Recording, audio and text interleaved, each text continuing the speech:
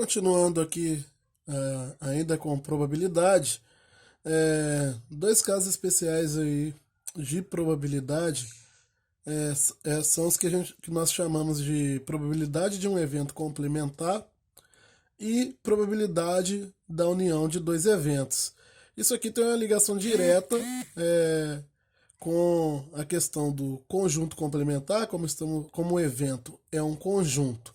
E nós sabemos que dentro de teoria dos conjuntos existem os eventos chamados de eventos conjuntos complementares, e dentro de teoria dos conjuntos também existem os conjuntos que são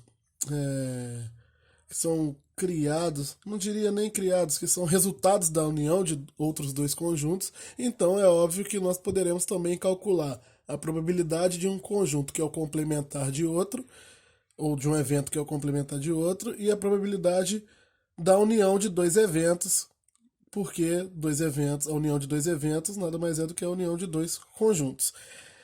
Começando pelo evento complementar. Lembrando em teoria dos conjuntos, quando eu tenho um conjunto, por exemplo, o conjunto A, eu chamo de complementar do A, ou seja, o conjunto A barra, o A com essa barrinha por cima, é um outro conjunto do meu universo, do universo que eu estou trabalhando, onde nele estão todos os elementos que não estão em A.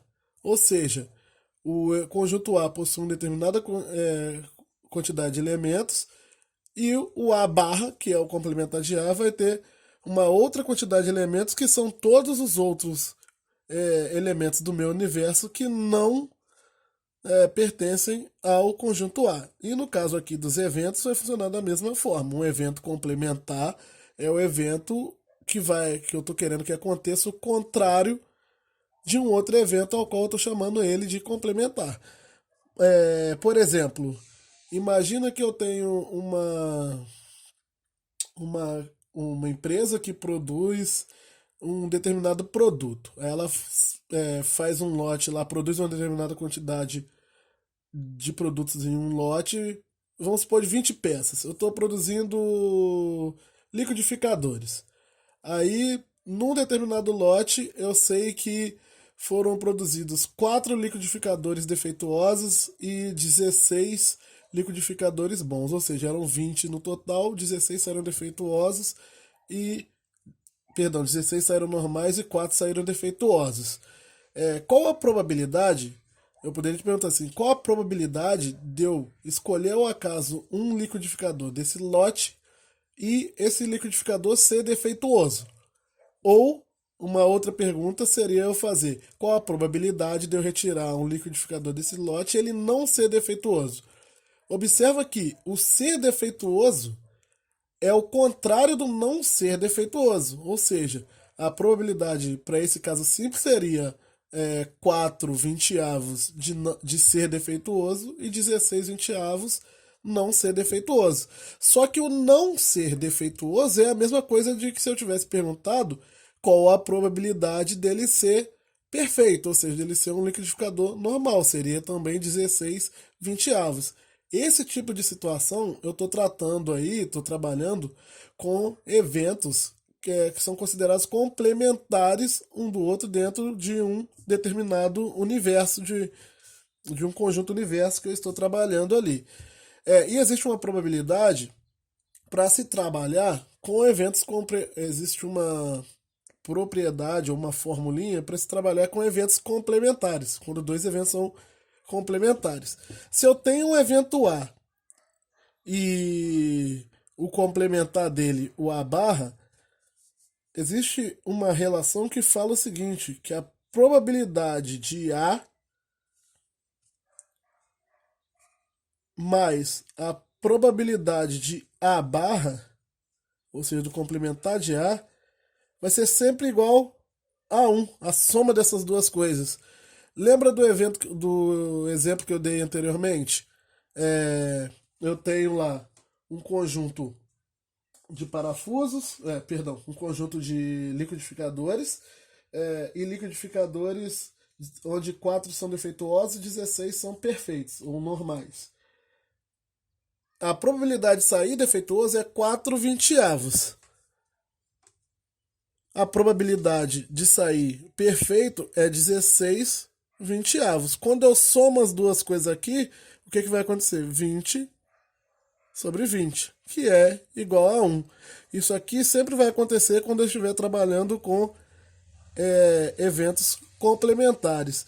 E em que isso vai me ajudar quando eu estiver lá em situações de problemas e exercícios? Em algumas vezes, em alguns casos, vai ser mais fácil. Assim, apesar do exercício estar me fazendo uma pergunta, o problema está me fazendo uma pergunta sobre um determinado evento, às vezes vai ser mais fácil eu calcular a probabilidade do complementar daquilo que ele está me pedindo e depois usar essa formulinha aqui para encontrar o valor que ele quer. Por exemplo, aqui não é o caso. Esse exemplo aqui é muito simples, mas vou usar ele para exemplificar o que eu estou querendo falar. Imagine que eu não soubesse quantos parafusos perfeitos tem, mas ele me falou que existem 4 defeituosos. De novo, aqui vai parecer trivial, mas existirão casos aí, problemas onde não vai ser. Então, imagine que eu tenho o seguinte. Então eu quero saber quantos parafusos perfeitos, qual a probabilidade de eu tirar um parafuso perfeito naquela caixa, perdão, naquele lote.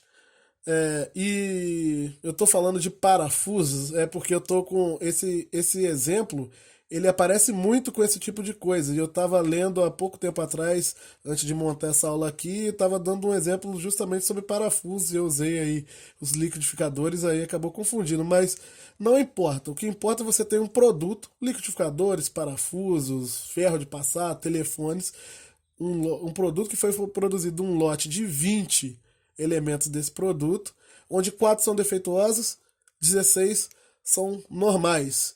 Então, qual a probabilidade de tirar um objeto normal ou perfeito? Eu poderia calcular direto, fazendo 16 sobre 20, ou poderia calcular utilizando a probabilidade do complementar, porque eu sei que a probabilidade de sair o defeituoso mais a probabilidade de sair o normal tem que dar 1. Ou seja, a probabilidade de sair o normal tem que ser 1 menos a probabilidade de sair algo defeituoso, naquele caso ali. Que no caso aqui seria 1 menos 4 vinte-avos, que dá 16 vinte-avos. Só que para esse caso aqui é fácil calcular o 16 vinte-avos direto. O que eu estava querendo dizer é que haverão situações onde não vai ser tão fácil fazer isso, ok? Desculpa aí por ter embolado aqui, misturado parafusos com liquidificadores, mas pense em produtos. Você tem uma determinada quantidade de produtos defeituosos e outras não defeituosos ou perfeitos. E essas duas coisas são complementares. Dando sequência, uma outra situação, como eu disse, onde vai ser interessante você utilizar aí de teoria dos conjuntos para resolver problemas de probabilidade é quando eu estiver trabalhando com união de eventos. E normalmente quando a gente está trabalhando lá em teoria dos conjuntos com o conjunto união, a gente sempre vai seguir por um dos dois caminhos. Ou tentar montar um diagrama de Venn da situação que eu estou trabalhando, e aí separar direitinho cada uma das situações, ou tentar utilizar a fórmula da união. Porque, por exemplo, dado dois conjuntos, eu sei que o número de elementos da união de dois conjuntos é igual ao número de elementos do primeiro mais o número de elementos do segundo menos o número de elementos da interseção dos dois. É, e, e isso vai me gerar diretamente a fórmula para a probabilidade da união de dois conjuntos, que a probabilidade da união do conjunto A com o conjunto B, no caso a probabilidade do evento A com o evento B, vai dar a probabilidade, vai ser a probabilidade do A mais a probabilidade de B menos a probabilidade da união, da interseção dos dois. Isso acontece por quê? Porque ao pegar essa fórmula aqui, que é lá de teoria dos conjuntos, e dividir os dois membros da equação pelo número de elementos do conjunto universo, ou no caso do espaço amostral que eu estou trabalhando, o que, que vai aparecer aqui? Ó? Aqui é a probabilidade da união, aqui é a probabilidade de a probabilidade de B, menos a probabilidade da interseção das duas coisas. Eu vou fazer alguns exemplos aqui, até porque eu embolei um pouco aqui na explicação e pode trazer dúvida para vocês, e acho que os exemplos vão ficar mais claros, ok?